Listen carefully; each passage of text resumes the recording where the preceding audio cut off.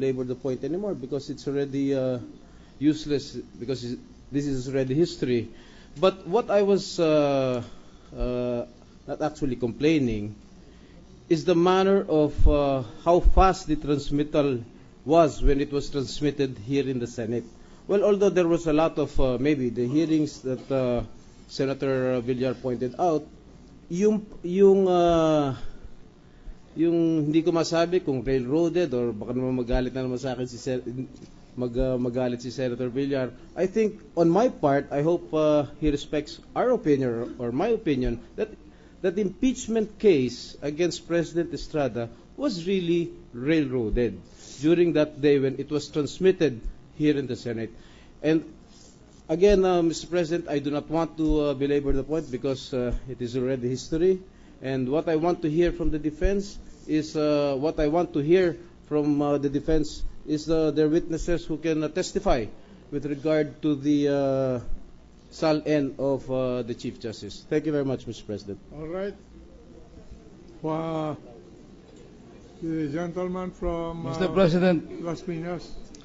I just stood up just to say that I respect the opinion of my colleague, and I will no longer say anything on this case. Thank you. Mr. Counsel for the defense, are you ready to present other witnesses? Your Honor, please. We are sorry to state for the record that we are not ready because these witnesses are not available yet. All right. So then, we will ask. There is a request by a member of the court to discuss the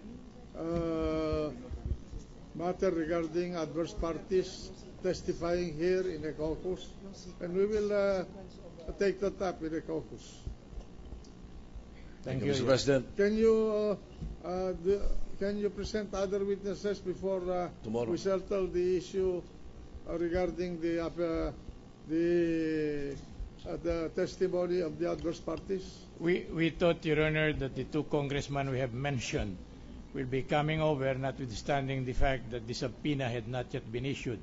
But to our disappointment, Your Honor, they could nowhere be found. So we will ask for another day for them, Your Honor.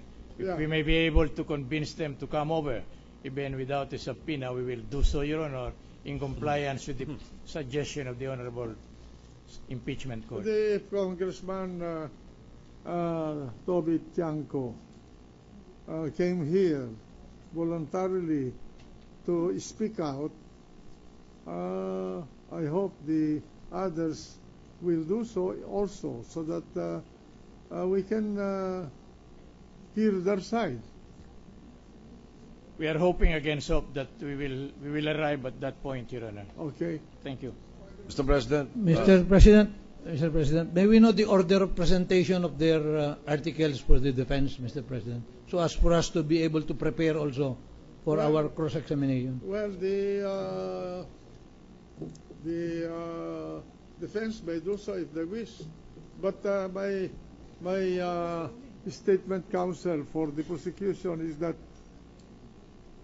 before you started coming here for trial, you should have already some notion of how to cross-examine the possible witnesses of the defense. That's a rule of trial. But we're just asking, Mr. President. That means you have a trial brief, how to present your direct examination, your evidence in chief, and how you handle your cross-examination. Point by point, article by article. Because I'm sure you should have anticipated the witnesses that will defend the respondent per article. We are aware of that, Mr. President, but in the same manner that the prosecution was directed to also present its order of presentation of articles, we're also asking them. Anyway, we already did this earlier, Mr. President. They may, if they want. We gave them a directive earlier, Mr. There's President. already a ruling. Yeah. We would like to. We already gave a directive earlier. The court already gave them a directive earlier to submit. But I'm just the chair was just reacting to the statement of the distinguished counsel, so that they will know how to prepare for their cross-examination. Yes, I'm thank sure you. that if I were in your place, by this time, any witness that will come to be presented against my case, I'm ready to cross-examine. Thank you. Mr. President, may we recognize Senator Recto? Senator Recto is recognized. Thank you, Mr. President. Thank you, Majority Leader. Mr. President, I do have a copy of the compliance submitted by the defense with regard to the witnesses and documents that they intend to present during the time, and the time has come, to defend the respondent in this case, which is the Chief Justice. And as far as the affirmative defense is concerned, it lists down more or less 5 witnesses. I think we're done with the first. No? Now, for Article 2 here, assuming we go by the particular order, that was my other question earlier I wanted to ask the defense. No? That on Article 2, there are roughly 9 witnesses in the compliance document submitted to the court. So my question now is the intention of for orderly proceeding and for us to be able to prepare as well in this chamber, is it my understanding from the defense counsel that you will continue with 4 other witnesses for your affirmative defense? No, when we made that announcement, Your Honor, or arrangement, we were not clear about the impact nor the coverage of the order of denial or resolution of denial, Your Honor. With this order of denial barring us from presenting evidence on the affirmative defenses, Your Honor, then we will have to change our course of action, Yes. Your Honor. Yes, I understand that, and Yes. that's fine with me. With regard to Article 2, there are 9 witnesses listed down here. Do we expect any changes as far as the 9 witnesses? As of today, Your Honor, we do not intend to make any changes, Your Honor. So more or less, we will be following the compliance document as far as Article 2. Correct, that's correct, Your Honor. Thank And you, for Mr. Senator. Article 3, there are only 2 witnesses listed in the compliance. That's correct also. And for Article 7, there are only 4 witnesses. That's correct, Your Honor. And I take it that at this point in time, no amendments or there are no changes. No, we have not heard yet the testimony of these people whom we Yes. intend to present.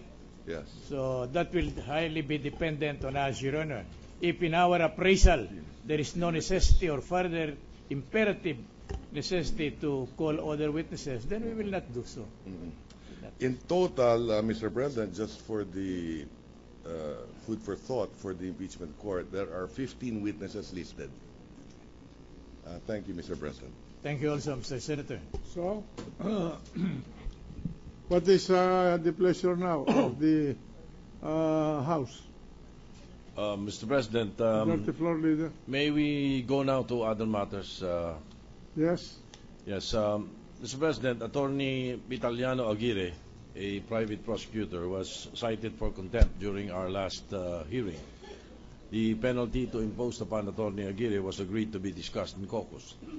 Related thereto, Attorney Aguirre has filed a withdrawal of his appearance as a private prosecutor.